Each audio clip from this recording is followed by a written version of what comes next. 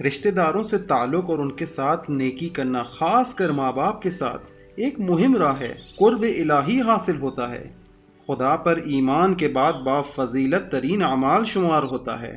رشتہ داروں سے قطع تعلق کرنا ایک قسم کی خدا سے پیمان شکنی شمار ہوتی ہے، اور خدا کے نزدیک اتنی نفرت انگیز ہے کہ قطع رحمی سے منع کیا گیا ہے۔ خدا نے قرآن میں 3 جگہ ان پر لعنت بھیجی ہے۔ ایک روایت سے امام رضا علیہ السلام سے منقول ہے کہ 3 چیزوں کو 3 اور چیزوں کے ساتھ ذکر کیا ہے، نماز پڑھنے اور زکوٰۃ ادا کرنے کا حکم دیا، پس جو بھی زکوٰۃ ادا نہ کرے اس کی نماز قبول نہیں۔ شکر خدا کے ساتھ والدین کا ذکر ہوا ہے، پس جس نے والدین کا شکریہ ادا نہیں کیا اس نے خدا کا شکر نہیں کیا۔ اور تقوی الہی اور صلہ رحمی کا حکم دیا، پس جس نے صلہ رحمی نہیں کی اس نے تقوی اختیار نہیں کیا۔ اور حضرت محمد مصطفیٰ صلی اللہ علیہ وآلہ وسلم فرماتے ہیں، جو شخص یہ چاہتا ہے کہ اس کی موت میں تاخیر اور روزی میں اضافہ ہو تو بس تقوی اختیار کرے اور صلہ رحمی کرے۔ اور حضرت محمد مصطفیٰ صلی اللہ علیہ وآلہ وسلم فرماتے ہیں کہ جو شخص مجھے ایک عمل کی ضمانت دیتا ہے میں اسے 4 چیزوں کی ضمانت دوں گا۔ جو کوئی صلہ رحمی کرے گا میں اسے دوست رکھتا ہوں، اس کی روزی میں اضافہ کرتا ہوں، اس کی عمر طولانی کرتا ہوں اور جنت میں بھیجوں گا۔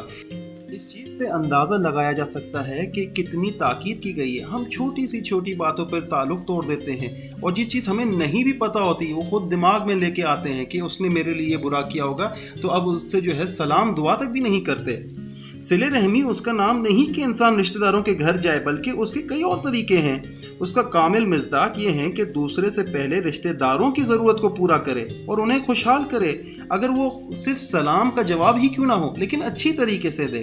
اور صلہ رحمی میں سب سے پہلے جس کا مقام دیا گیا ہے وہ ماں باپ کا دیا گیا ہے۔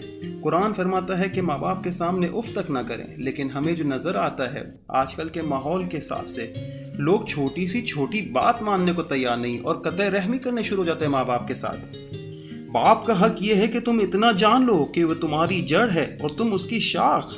اور امام رضا علیہ السلام فرماتے ہیں کہ باپ سے نیکی کرو، اس کے ساتھ تواضع سے پیش آؤ، اس کا اکرام کرو۔ اور ماں کے ساتھ نیکی پہلے ماں کا حق ہے۔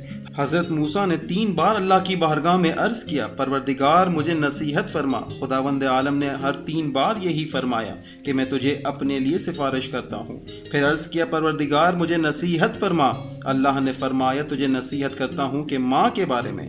پھر عرض کیا ہے، پروردگار مجھے نصیحت فرما۔ اللہ نے فرمایا، میں تجھے ماں کے بارے میں نصیحت کرتا ہوں۔ پھر کہا، پروردگار مجھے نصیحت فرما۔ اللہ نے فرمایا، تجھے باپ کے بارے میں نصیحت کرتا ہوں، یعنی ماں باپ کی خدمت کرنے کی نصیحت دی۔ امام باقر علیہ السلام فرماتے ہیں، اسی وجہ سے کہا جاتا ہے کہ نیکی میں 2/3 جو ہے وہ ماں کا اور 1/3 جو ہے وہ باپ کا حق ہے۔ امام علی رضا علیہ السلام فرماتے ہیں، ماں کا حق لازم ترین اور واجب ترین حقوق میں سے ہے، کیونکہ ماں بچوں کو اس طرح اٹھاتی ہے کہ کوئی دوسرا اسے نہیں اٹھا سکتا، ہر لحاظ سے اس کی خدمت اور حفاظت کرتی ہے، حالانکہ ماں اس سے خوش ہوتی ہے، بس وہ بچوں کو بڑی سختی سے پالتی ہے اور صبر کرتی ہے۔ آپ بھوکی رہتی ہے، بچوں کو سیر کرتی ہے، خود پیاسی رہتی ہے، بچوں کو سیراب کرتی ہے، خود دھوپ میں ہوتی ہے اور بچوں کو سائے میں رکھتی ہے۔ اگرچہ ماں کا پورا حق ادا کرنے کی انسان میں طاقت نہیں ہے، لیکن جتنا ممکن ہو سکے اس کے حق کو ادا کرو، کیونکہ تڑپتا ہے اگر بچہ تو ماں کا دم نکلتا ہے، مگر جب ماں تڑپتی ہے تو زمزم نکلتا ہے۔ ہمیں چیز سمجھنے کی ضرورت ہے، جنت تو ہم سبھی مانگتے ہیں، پر ملی ہوئی جنت کی کوئی قدر نہیں کرتا۔ ذرا سی چوٹ لگے تو وہ آنسو بہا دیتی ہے، اپنے سکون بھری گود میں ہم کو سلا دیتی ہے۔ کرتے ہیں خفا ہم جب تو چٹکی میں بھلا دیتی ہے، ہوتے ہیں خفا ہم جب تو دنیا بھلا دیتی ہے۔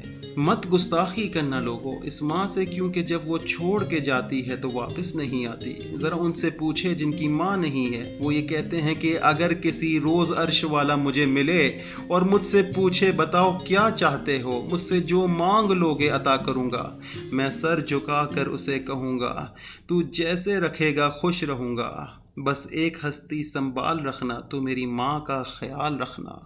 اللہم صلی علی محمد و آل محمد وعجل فرجہم۔